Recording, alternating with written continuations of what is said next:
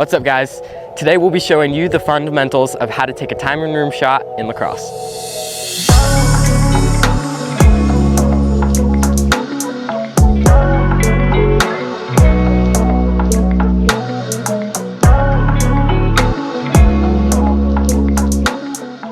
So the first thing we're going to talk about is grip.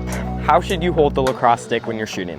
Well, you want to have your non-dominant hand at the bottom of the stick and your dominant hand about a third of the way up from the bottom. So the next step in shooting time and room, we'll be talking about your stance. You should have your feet about shoulder width apart. You should be pushing off with your back foot, and notice how every time I push off, my front foot is facing the goal and where I want to shoot. Now when you're shooting the lacrosse ball, you want to have your hands up in the triple threat position, and when you're coming through to shoot the ball, you want to be using your wrists to follow through, and your left, if you're shooting with your right hand, your left elbow should be elbowing super hard. I like to think about if I'm like elbowing somebody behind me. So all together, that looks like this. So now that we've talked about the basics, how do we get our power in the shot? Well, the main way is when you twist your hips and when you're pushing with your legs.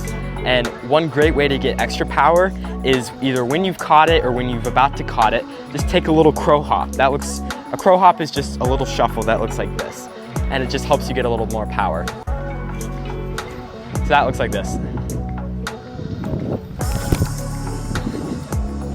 Now, one last tip when you're shooting time and room, you want to make sure as you shoot, when you release the ball, it's okay to have this leg come through. You don't want to be leaving any power behind.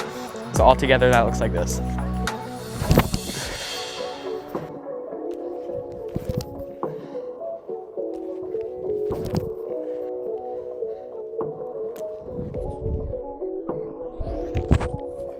So now that you've learned to shoot with your dominant hand, it's important that you're doing that on your non-dominant hand as well. So same fundamentals, you want to have your feet shoulder width apart, your arms up here, pulling through, really not being afraid to let all the power go through, and make sure you're using your wrists to snap.